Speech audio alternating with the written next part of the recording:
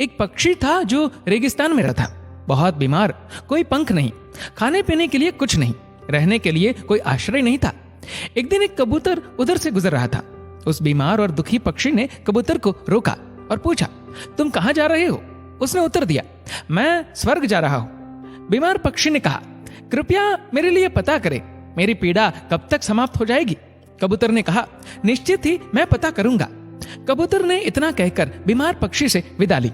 कबूतर स्वर्ग पहुंचा और प्रवेश द्वार पर देवदूत को बीमार पक्षी का संदेश दिया। देवदूत ने कहा, पक्षी के जीवन में अगले 7 वर्ष तक इसी तरह कष्ट लिखा हुआ है, उसे ऐसे ही 7 वर्ष तक कष्ट भोगना पड़ेगा, तब तक उसके जीवन में कोई खुशी नहीं है। कबूतर ने कहा, जब बीमार पक्षी ये सुनेगा तो वह निराश हो जाएगा, क्या आप इसके लिए कोई उपाय बता सकते हैं? देवदूत ने उत्तर दिया, उससे कहो कि इस वाक्य को हमेशा बोलता रहे, इन सब के लिए भगवान तेरा शुक्र है। वापसी पर जब वह बीमार पक्षी कबूतर से फिर मिला तो कबूतर ने उस स्वर्गदूत का संदेश दिया। 7-8 दिनों के बाद कबूतर जब फिर उधर से गुजर रहा था, तब उसने देखा कि पक्षी बहुत खुश था, उसके शरीर पर पंख उगाए थे।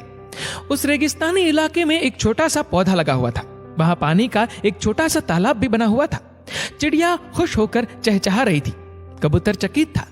देवदूत ने कहा था कि अगले 7 वर्षों तक पक्षी के लिए कोई खुशी नहीं होगी।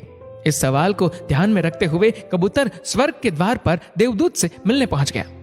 कबूतर ने देवदूत से अपने मन में उठते हुए सवालों का समाधान पूछा तो देवदूत ने उत्तर दिया, हाँ, ये सच है कि पक्षी की जिंदगी में 7 साल तक कोई खुशी नहीं लिखी थी, लेकिन क्योंकि पक्षी हर स्थिति में इन सब के लिए भगवान तेरा शुक्र है बोल रहा था और भगवान का शुक्र कर रहा था, इस कारण उसका जीवन बदल गया। जब पक्षी गर्म रेत पर गिर गया तो उसने कहा, इन सब के लिए भगवान तेरा शुक्र है। जब यह उड़ नहीं सकता था तो उसने कहा, इन सब के लिए भगवान तेरा शुक्र है। जब उसे प्यास लगी और आसपास पानी नहीं था तो उसने कहा, इन सब के लिए भगवान तेरा शुक्र है। जो भी स्थिति हो, पक्षी दोहराता रहा, इन सब के लिए भगवान तेरा शुक्र है, और इसलिए 7 साल 7 दिनों में समाप्त हो गए। जब मैंने ये कहानी सुनी तो मैंने अपने जीवन को महसूस करने, सोचने, स्वीकार करने और देखने के तरीके में एक जबरदस्त बदलाव महसूस किया। मैंने अपने जीवन में इसको अपना लिया। इन सब के लिए भगवान तेरा शुक्र है। इसने मुझे, मेरे विचारों को, मेरे जीवन में बदलाव लाने में मेरी मदद की। उदाहरण के लिए, अगर मेरा सिर दर्द करता है तो मुझे लगता है कि मेरा बाकी शरीर पूरी तरह से ठीक और स्वस्थ है, और मैं कहता हूँ, इन सब के लिए भगवान तेरा शुक्र है। और मुझे लगता है कि सिर दर्द मुझे बिल्कुल परेशान नहीं करता। इस भगवान के शुक्राने का मेरे जीवन पर वास्तव में गहरा प्रभाव पड़ा। मुझे लगने लगा कि मैं कितना धन्य हूँ, मैं कितना खुश हूँ, जीवन कितना अच्छा है।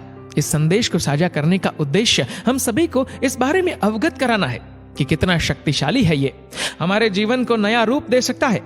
इसलिए आभारी रहे हर चीज के लिए, उस परम पिता परमात्मा के, और अपने दृष्टिकोण में बदलाव देखे। दोस्तों, इस वीडियो को लेकर आपकी क्या राय है नीचे कमेंट करके जरूर बताइएगा। और अगर आपको वीडियो अच्छा लगा हो तो वीडियो को लाइक